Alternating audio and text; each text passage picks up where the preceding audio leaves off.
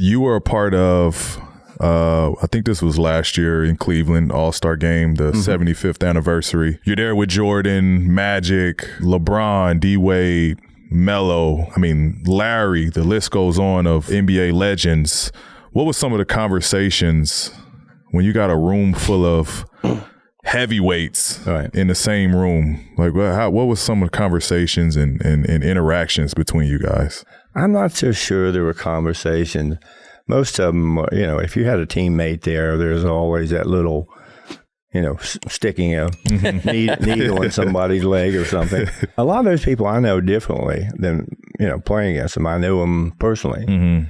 And I'm friends with them. And they're people I greatly admired. They were the cream of the crop. And finally, to have all those people in one room, I said, my goodness, how'd they get all these people here? Okay, how'd they get them all here?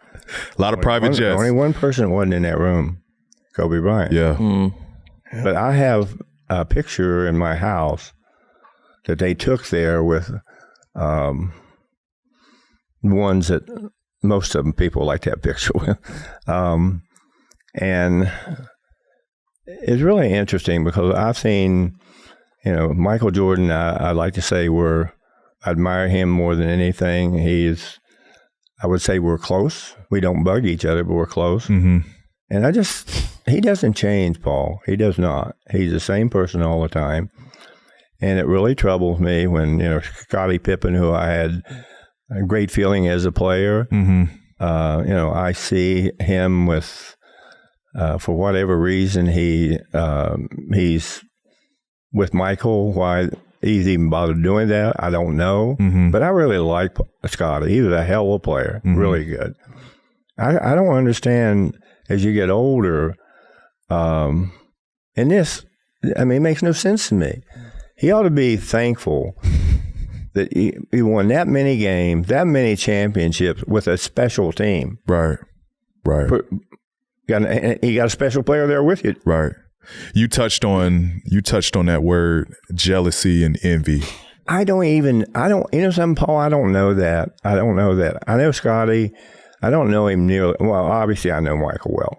But with Scottie, I don't know Scottie that well. I don't. But he's always been very pleasant, very nice to me. And as I say, I admired him tremendously as a player. He got better every year. It wasn't somebody just fell off a cliff. He was a really good player. And whatever happens in relationships, and when particularly if you look at a team, and you would think that those guys like that would have the most special relationship in the world. Right. Right. I just haven't understood that. Right. I think that's where the new media, I think, people that hear about what Scottie's saying about Michael, I think that's probably the most disappointing part about it is that team and how special and the bonds. I think it'd just be easy for Scottie to give MJ a call and resolve things between each other than to attack him through media. Right. Maybe somebody wouldn't accept the call. Well, that's one thing. That's one thing. The line might not work at this point. And he pushed the envelope. Blocked. But I do agree. I do agree with that. I'm a big fan of Scottie Pippen, and you would be. He paved the way for somebody like me. Right. He was a heck of a player. And together they were two incredible defenders playing together, which you don't see very often. What's that guy who plays for the Clippers? What those two guys plays for the Clippers? And the Claw. Yeah. You see players like that. Yeah. We got to find a way to get these guys out there on a skateboard so you can play. And just roll on the court, huh? Jerry, at this point, we just need to cherry pick. Jerry, you talked about knowing Michael Jordan well and Kobe Bryant as well. Did you three ever hang out or have any conversations, moments, just having you either three or of them? Together? You, Kobe, and Michael all together? No, not with, individually, yes. But no, I see Michael at least once a year where I'm around him 3 or 4 days. So, yeah. And he didn't change. He didn't change. This is a super random question, but do you golf? I used to golf, yeah. So Paul has recently taken up the sport of golf.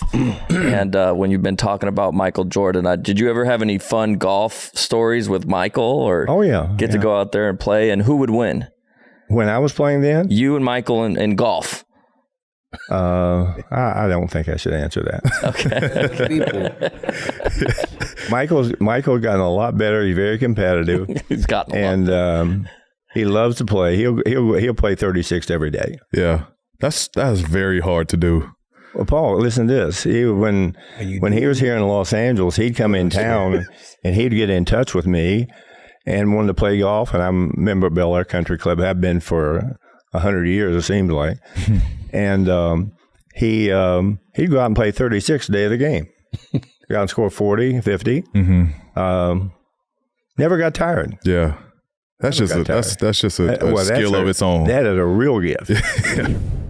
Jackie, we're in the middle of the NBA Finals. What do you got cooking on Prize Picks? Look, man, it's a tight series, so I don't know. I think I'm gonna roll with the Gabe, Vincent, and KCP, man. But wait, tell the people what Prize Picks is. So Prize Picks is a daily fantasy app. You pick 2 to 6 players, like the video on your screen.